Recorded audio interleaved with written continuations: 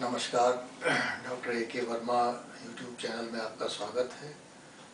आज हम लोग एक ऐसे विषय पे चर्चा करेंगे जिसके बारे में प्राय हमारे मन में कुछ शंकाएं पैदा होती हैं कि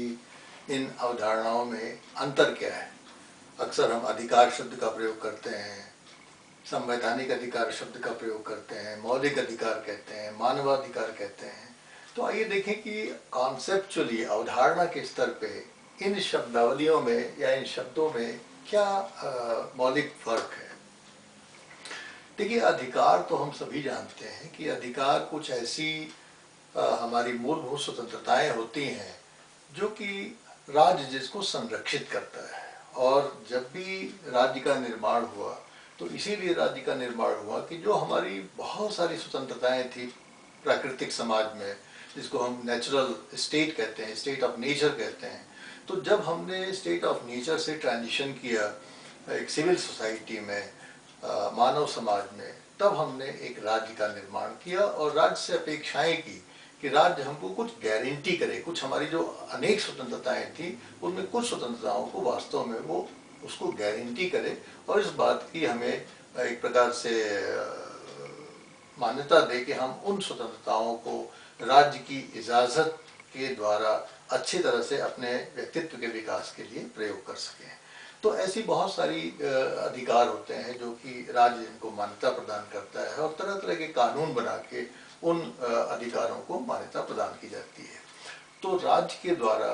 और राज्य में जो संस्था होती है सरकार, उस सरकार का हम जानते हैं कि व्यवस्थापिका, कार्यपालिका और न्यायपालिका, उसके 3 अंग होते हैं। तो व्यवस्थापिका के द्वारा बहुत सारे कानून बनाए जाते हैं और उन कानूनों को बनाकर नागरिकों को, अपने नागरिकों को बहुत सारे अधिकार दिए जाते हैं और उन अधिकारों का प्रयोग करने के लिए नागरिक स्वतंत्र है और उन अधिकारों को वास्तव में राज्य संरक्षण भी करता है। तो अगर ये सामान्य अधिकार कहे जाते हैं जो कि हर सोसाइटी में नागरिकों को प्राप्त होते हैं।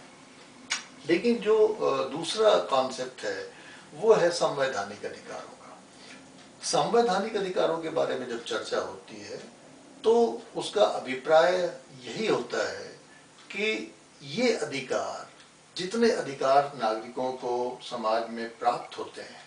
उनमें से कुछ अधिकारों को बहुत ही आवश्यक माना जाता है, परमावश्यक माना जाता है और ये माना जाता है कि उन अधिकारों के बिना एक अच्छे नागरिक के रूप में जीवन जीना संभव नहीं हो पाएगा। और इसलिए उन कुछ अधिकारों को, कुछ सीमित अधिकारों को संविधान में स्थान दे दिया जाता है कि भाई ये संविधान में रखे जाएंगे और उनको हम संवैधानिक अधिकारों की संज्ञा देते हैं। चूंकि संविधान कानून से ऊपर की व्यवस्था है, अर्थात कानून को हम सर्वोच्च विधान कहते हैं, सर्वोच्च कानून कहते हैं, इसलिए जो सामान्य कानून है उनमें तो हमें जो अधिकार प्राप्त है वो है ही है, लेकिन ये जो संविधान है, जो सर्वोच्च कानून है, उसमें कुछ सीमित अधिकारों को जगह मिलती है, उसको हम संवैधानिक अधिकार कहते हैं। लेकिन अक्सर ये प्रश्न हमारे मन में उभरता है कि क्या संवैधानिक अधिकार और मौलिक अधिकार, इसमें कोई अंतर भी होता है। सामान्यतः संवैधानिक अधिकारों को हम मौलिक अधिकार ही समझ बैठते हैं, लेकिन भारतीय संदर्भ में हम अगर वास्तव में अपने संविधान के, इतने विस्तृत संविधान का अध्ययन करें तो हमें ऐसा ज्ञात होगा कि हमारे बहुत सारे अधिकार संविधान में हमको प्राप्त है, नागरिकों को प्राप्त है या और जो विधिक संस्थाएं हैं उनको प्राप्त है। तो बहुत सारे अधिकार पूरे संविधान में फैले होते हैं और उन तमाम जो अधिकार हैं पूरे संविधान के लेंथ और ब्रेड्थ में जो फैले हुए हैं, उन अधिकारों को वास्तव में हम संवैधानिक अधिकारों की संज्ञा दे सकते हैं। लेकिन जो मौलिक अधिकार होते हैं, उन मौलिक अधिकारों का वास्तव में एक प्रकार से उनको एक स्थान पे लिपिबद्ध कर दिया जाता है और कहा जाता है कि ये अधिकार मौलिक अधिकार है। जैसा हम सभी लोग जानते हैं कि हमारे संविधान में मौलिक अधिकारों का एक चैप्टर है, एक अध्याय है, उसमें बहुत सारे मौलिक अधिकार रखे हुए हैं जिस पे कि हम लोग आगे चल के कभी चर्चा करेंगे। लेकिन आज हम केवल आपको अवधारणा के स्तर पे एक चीज क्लियर ये करना चाहते हैं कि कभी कभी, और खासतौर से भारतीय संविधान के संदर्भ में हम कह सकते हैं कि मौलिक अधिकारों में और संवैधानिक अधिकारों में थोड़ा फर्क है। जैसे कि उदाहरण के लिए मैं आपको अनुच्छेद 31 जब हमारा एक हुआ करता था और उस अनुच्छेद 31 में भारत के नागरिकों को संपत्ति का मौलिक अधिकार प्राप्त हुआ करता था। लेकिन जैसा कि हम सभी जानते हैं कि उसको हमने कालांतर में समाप्त कर दिया। हमारी संसद ने उसको ऐसा माना कि मौलिक अधिकार जो संपत्ति का है, संपत्ति का मौलिक अधिकार बार बार जो समाजवादी नीतियां होती हैं देश में या लोक कल्याणकारी नीतियां होती हैं उसको लागू करने में कहीं वो अवरोध व्यवधान पैदा करता है। तो इसलिए कालांतर में संपत्ति के मौलिक अधिकार को समाप्त कर दिया गया, लेकिन संविधान से उसको एकदम बहिष्कृत नहीं कर दिया गया है। अगर आप ध्यान दें तो संविधान का एक धारा है, धारा 300A, और संविधान के धारा 300A में संपत्ति के अधिकार को ट्रांसफर कर दिया गया है। इस प्रकार से संपत्ति का अधिकार भारतीय संविधान में तो बना हुआ है, लेकिन वो मूल अध्यायों या मूल मौलिक अधिकारों के अध्यायों में न होके अब वो एक दूसरी धारा 300A में उसका स्थान स्थापित कर दिया गया है। और जाहिर है कि एक प्रकार से उसकी जो स्थिति है, अगर भारत में हम कहें कि भाई व्यक्ति के जो राइट टू प्रॉपर्टी है उसकी क्या पोजीशन है, तो जाहिर है कि हमको कहना पड़ेगा कि वो मौलिक अधिकार तो नहीं है, लेकिन वो एकदम से ऑर्डिनरी लीगल राइट भी नहीं है, क्योंकि अभी भी संविधान के अंदर संपत्ति के मौलिक अधिकार, संपत्ति के अधिकार का उल्लेख है। और इस प्रकार से हमारे संपत्ति के अधिकार को एक कॉन्स्टिट्यूशनल स्टेटस प्राप्त है, जो कि भारतीय संविधान की एक विचित्रता है। और इस प्रकार से भारतीय संविधान के संदर्भ में हम कह सकते हैं कि मौलिक अधिकार में और जो हमारा संवैधानिक अधिकार है उसमें एक वर्गीकरण हम स्थापित कर सकते हैं। लेकिन भारतीय संदर्भ में एक विशेष चीज हम लोगों को हमेशा ध्यान रखनी चाहिए कि जो हमारे अधिकार हैं या संवैधानिक अधिकार हैं, अगर इन अधिकारों का कभी हनन होता है तो हमें न्यायपालिका की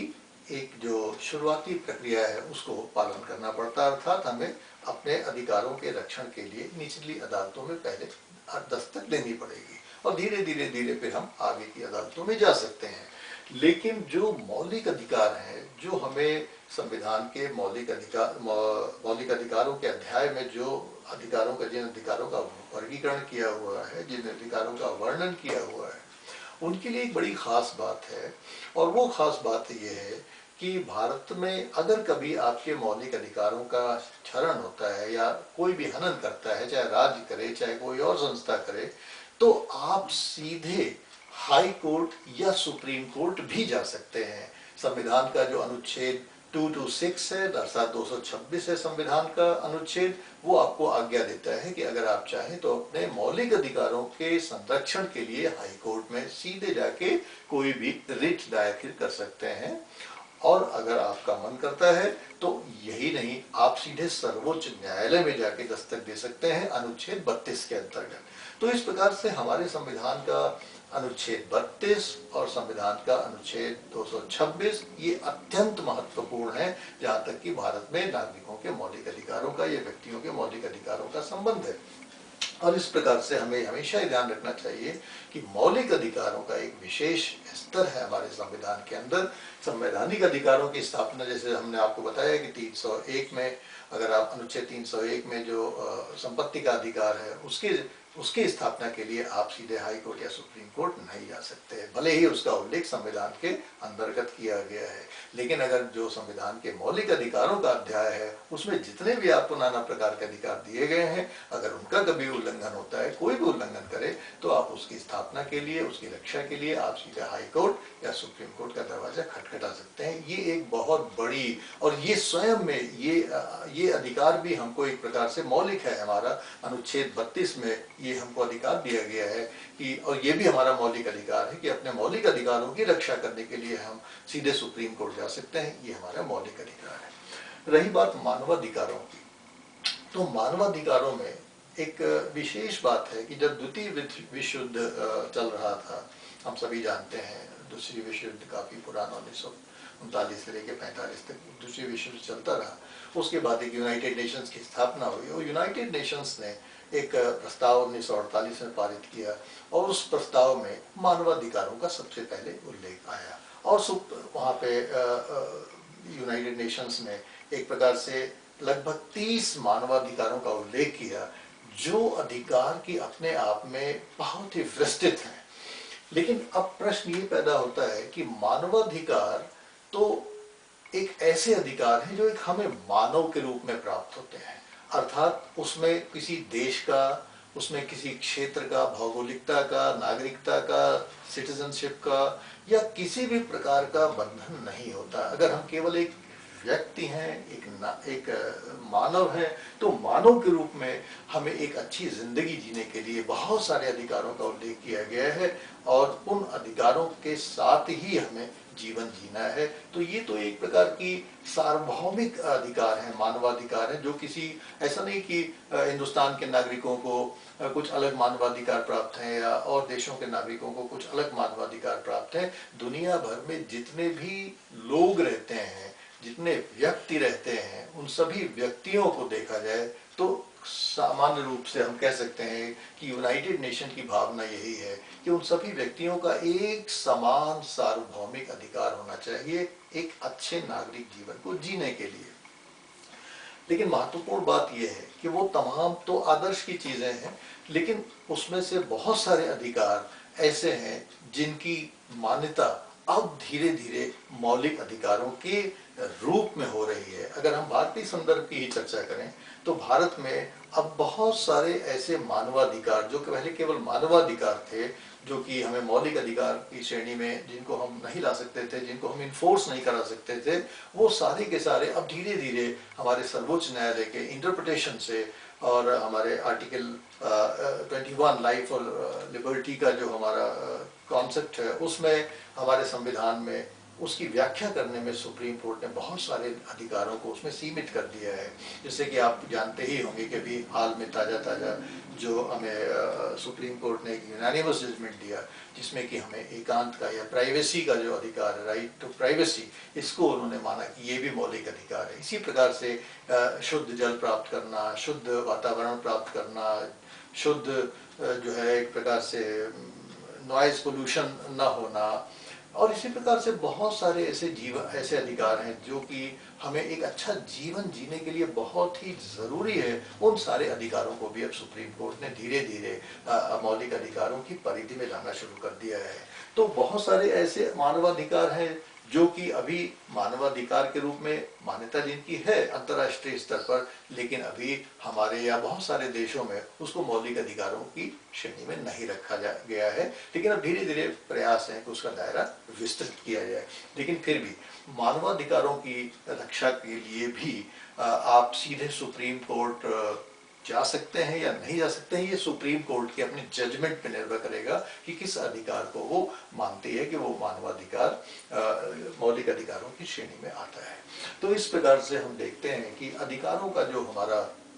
कॉन्सेप्ट है वो क्लियर होना चाहिए कि अधिकार हमें एक अच्छा जीवन जीने के लिए या हमें अपने व्यक्तित्व के विकास के लिए कुछ ऐसी मूलभूत स्वतंत्रताएं होती हैं जो कि राज्य जिसको गारंटी करता है, लेकिन उसमें कुछ स्वतंत्रताएं बहुत अहम होती हैं जिसको कि हम मौलिक अधिकारों के रूप में जानते हैं। और उन अधिकारों की रक्षा के लिए वास्तव में से कम भारत में हम सीधे सुप्रीम कोर्ट जा सकते हैं। लेकिन मानवाधिकार एक बहुत विस्तृत अवधारणा है जिसमें कि अभी सारे मानवाधिकारों को मौलिक अधिकारों की श्रेणी में हम समाविष्ट नहीं कर पाए हैं। प्रयास जारी है और आशा है कि हमारे सुप्रीम कोर्ट के जजमेंट्स के द्वारा, सुप्रीम कोर्ट की व्याख्याओं के द्वारा धीरे धीरे बहुत सारे मानवाधिकारों को भी मौलिक अधिकारों की श्रेणी में सम्मिलित किया जा सकेगा। तो इस प्रकार से हमें इस पर फोकस रहना चाहिए और इसके बारे में पढ़ते रहना चाहिए कि सुप्रीम कोर्ट किन किन व्याख्याओं से, किन किन निर्णयों से, किन किन मानवाधिकारों को मौलिक अधिकारों की श्रेणी में ट्रांसफर कर रहा है। तो मैं समझता हूँ कि इस संबंध में आपके जो भी प्रश्न होंगे, जो भी आपकी चिंताएं होंगी, उसको आप हमसे शेयर करेंगे ताकि आगे चल के हम लोग और इस पर विस्तृत चर्चा कर सकें। Thank you.